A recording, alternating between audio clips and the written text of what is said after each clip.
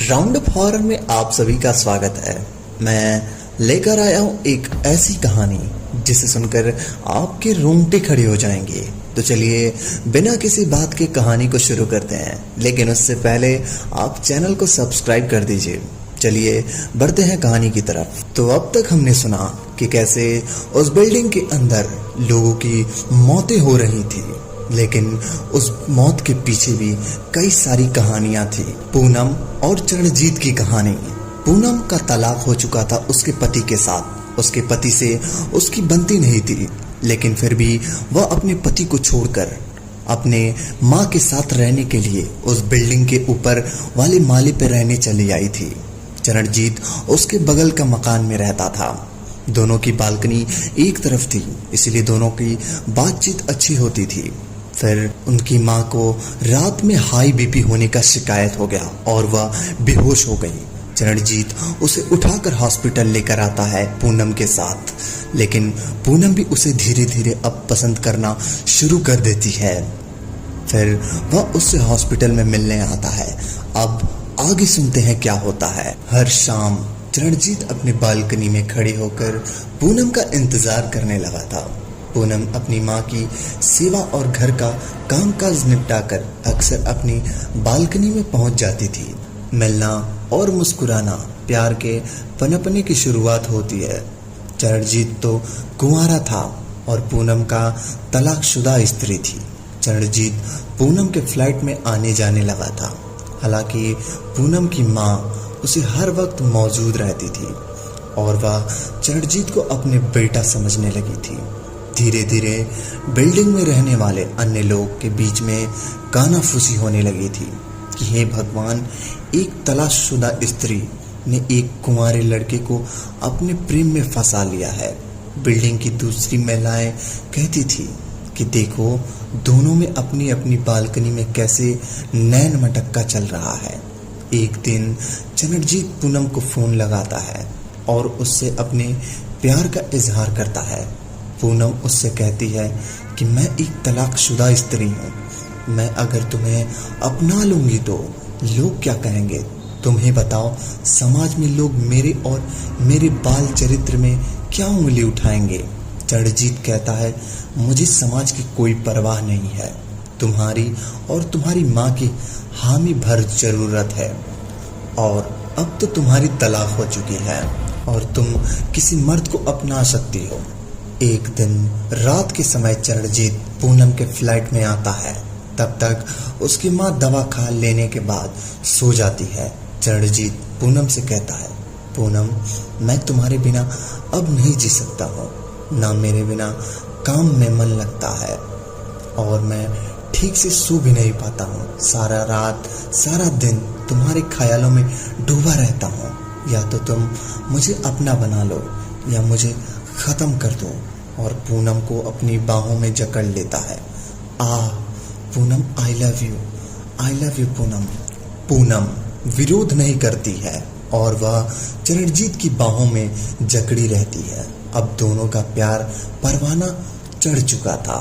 प्यार गहरा हो जाए तो कई बार सीमाएं भी लांघ जाता है। पूनम विवाह होने के बाद भी फिजिकल रिलेशनशिप से वंचित थी। चूल्हे के मुहावने के कई बार चिंगारी पहुंचकर ठंडी हो गई थी। चूल्हा दहक नहीं पाया था।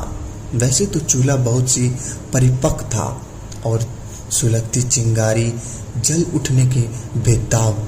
चूल्हा जानता था कि चिंगारी को लपलपाती हुई ज्वाला बनने में देर नहीं लगेगी, पर चिंगारी को चूल्हे के मुहावने तक लाने एक अपराध बोध की अनुभूति होती है। ठंडी सांस लेने के लिए खिड़की के रास्ते ताजी हवा खाने आना जरूरी था, लेकिन खिड़की पर समाज रूपी पर्दा रहना भी जरूरी था। प्रेम की पवित्रता रहना जरूरी है, लेकिन अंतर्मन की गहराइयों को नापने के लिए मीठे मीठे माहौल गुजारना भी जरूरी होता है। प्रेम पीड़ा जब बढ़ जाए तो अकेले लेने से, बात करने से पीड़ा दूर नहीं होती है। शारीरिक सुख से इसका इलाज मुकम्मल होता है। इसी सुख से अपने संबंध को प्रगड़ता आती है। एक रात माँ के सोने के बाद पूनम चरणजीत को अपने फ्लैट में बुलाती है। चरणजीत पूनम के फ्लैट में आ जाता है। पूनम कहती है बिल्डिंग में अपनी बहुत बदनामी हो रही है, लोग तरह तरह की बातें बना रहे हैं, किसी ने माँ के कान भी भर दिए हैं और वो मुझे डांट रही थी। चरणजीत अब तुम ही बताओ आगे क्या होगा। चरणजीत कुछ देर सोचने के बाद कहता है तुम चिंता मत करो पूनम, मैं तुमसे शादी कर लूँगा, अपने आप सभी समस्याएं दूर हो जाएंगी। अगले दिन पूनम की माँ के दूर दराजे के रिश्तेदार आते हैं। वो पूनम का हाथ मांगते हैं। साथ में लड़का राकेश भी आता है। वह पूनम को पहली नज़र में पसंद कर लेता है। माँ बचपन से ही राकेश को उसके परिवार वालों को जानती थी। राकेश का परिवार काफ़ी पैसे वाला था और उन्हें पूनम का तलाकशुदा होने से पहले से ही पता था। वो बताते कि उनके लड़के राकेश के बिजनेसमैन हैं और एक कारोबार इसी शहर में जम गया है और राकेश इसी शहर में रहेगा, पूनम को खुश रखेगा और ख़ास बात यह है कि वह माँ को भी अपने साथ रखेगा। उनके जाने के बाद पूनम की माँ पूनम से कहती है बेटी, जिंदगी का कोई भरोसा नहीं है, तुम राकेश से शादी कर लो।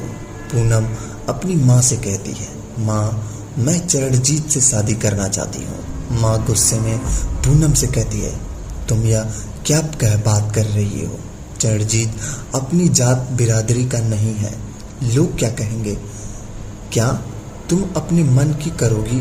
बूढ़ी बीमार माँ बुढ़ापे में भी चैन से नहीं रहने देगी, चैन से भी नहीं मरने दोगी। तुम चरणजीत का नाम लेना छोड़ो और जो मैं कह रहा हूँ उसे मेरी अंतिम इच्छा मान लो। कुछ दिन तक पूनम चरणजीत को कहीं नहीं दिखाई दी, ना ही चरणजीत को फोन उठाती है। एक दिन चरणजीत पूनम के फ्लैट के दरवाजे को खटखटाता है। दरवाज़ा माँ खोलती है। चरणजीत माँ को नमस्ते करता है और अंदर आने के लिए कहता है। माँ चरणजीत से कहती है बेटा तुम हमारे यहाँ आना छोड़ दो, अब पूनम का विवाह होने वाला है, मैं नहीं चाहती दुनिया नाम रखे। शाम को पूनम चरणजीत को फ़ोन लगाती है और कहती है कि माँ मेरी शादी राकेश से करना चाहती है और उनकी अंतिम इच्छा यही है। चरणजीत अपने बीच जो हुआ उसे सपना समझकर भूल जाओ। चरणजीत कहता है पूनम अगर तुम मेरी ना हुई तो मैं तुम्हें किसी और का भी नहीं होने दूंगा। पूनम फ़ोन काट देती है और स्विच ऑफ कर लेती है। चरणजीत गम भुलाने के लिए शराब का आदी हो जाता है। कुछ दिनों में पूनम का विवाह होता है और जब उसकी विदाई होने लगती है तो चरणजीत रिवॉल्वर लेकर आता है और पूनम पर गोली चला देता है। खून से फव्वारे छूट जाते हैं। शादी में आए मेहमानों के हाहाकार मच जाते हैं और उसके बाद चरणजीत पूनम के पास आकर उसका हाथ पकड़कर सिर में गोली मार लेता है और वहीं ढेर हो जाता है। यह सब अचानक होने पर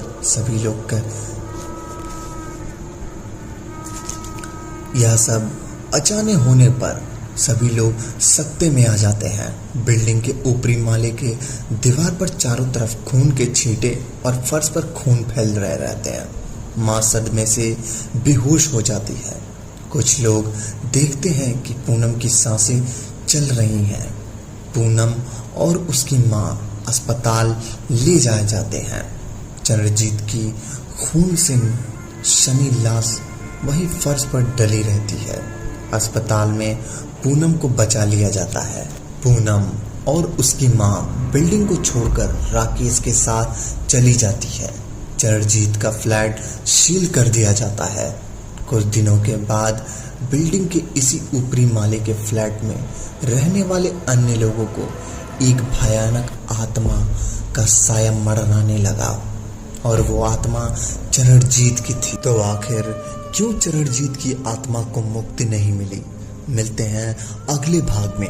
तब तक के लिए धन्यवाद। अगर कहानी पसंद आ रही हो तो वीडियो को लाइक और चैनल को सब्सक्राइब कर लो ताकि हमारी आने वाली कहानियाँ सबसे पहले आप तक पहुँचे।